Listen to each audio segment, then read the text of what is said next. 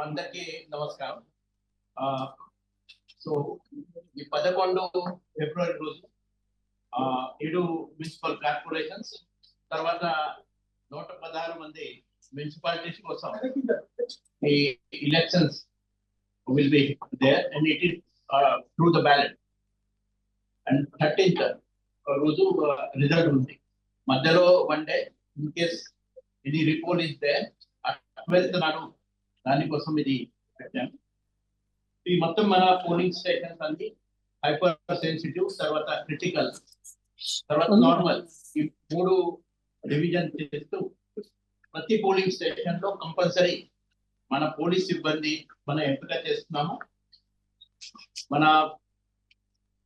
Telangana police సిబ్బందితో పాటు బయట నుంచి కూడా కాలేజ్ డిపార్ట్మెంట్, ఎక్సైజ్ డిపార్ట్మెంట్ వాళ్ళు సిబ్బంది కూడా దాదాపు 2000 మంది దే విల్ బి అసిస్టింగ్ అస్.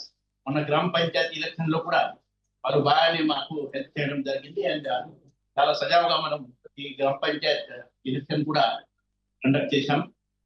ఈ మధ్యలో గ్రామ పంచాయతీ ఎలక్షన్ అప్పుడు ఆల్రెడీ 1800 వెపన్స్ అది డిపాజిట్ చేయడం జరిగింది. ఇంకా కొన్ని వెపన్ ఈ అర్బన్ ఏరియాస్ లో ఉంటాయి, అది కూడా మనం పక్క డిపాజిట్ చేస్తాము. తర్వాత ఈ రోజు నుంచి కోడ్ ఆఫ్ కండక్ట్ అమలు వస్తున్నాయి కాబట్టి ఇమీడియట్లీ ఫ్లయింగ్ స్క్వాడ్ అది మనము తనిఖీ చేయడం స్టార్ట్ చేస్తాము. సో క్యాష్ కానీ, లిక్కర్, తర్వాత free beach, drugs and metal ఈ ఐటమ్ కోసం మనము ఈ తనిఖీ పక్క అది చేస్తాం.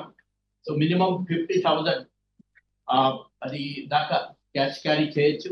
ఈ మున్సిపల్ ఎలక్షన్స్ ఎక్కడ ఉన్నాయి ఆ ప్రాంతంలో 50,000 కి ఎక్కువ క్యాష్ ఉంటే దానికి సమాధానం పక్క చెప్పాలా.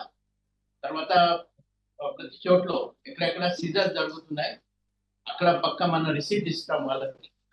తర్వాత అపీల్ కోసం కూడా ఎక్కడ మీరు వెళ్ళాలా అదే ఆ రిసీట్ మీద అన్ని డీటెయిల్స్ ఇవ్వడం జరుగుతుంది.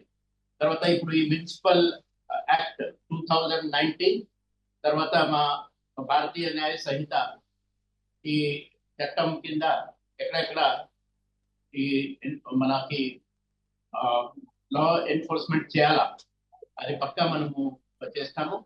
రౌడీ షీటర్స్ కానీ, తర్వాత ఇంకా పాత ఎలక్షన్స్ లో ఉన్న కొన్ని నేరస్తులు ఎవరు యాక్టివ్ గా ఉన్నారు వాళ్ళని కూడా బైండింగ్ ఓవర్ చేయడం అది మనం ఇమీడియట్ ఇప్పుడు స్టార్ట్ చేస్తున్నాం.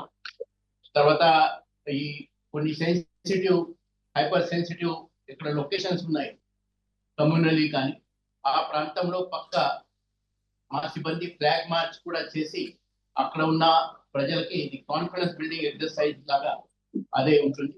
తర్వాత ఈ ఎలక్షన్స్ అర్బన్ లోకల్ బాడీస్ కాబట్టి 100% వెబ్ కాస్టింగ్ కోసం వెళ్ళాలని మేడం డిసిజన్ తీసుకున్నారు. తర్వాత ఈ వెబ్ కాస్టింగ్ తో పాటు బయట కూడా అక్కడ పోలింగ్ స్టేషన్ లో లొకేషన్ లో అక్కడ కూడా కొన్ని కెమెరాస్ ని పెట్టి మన కంట్రోల్ రూమ్ నుంచి అది కూడా పక్కా మానిటర్ చేస్తాం.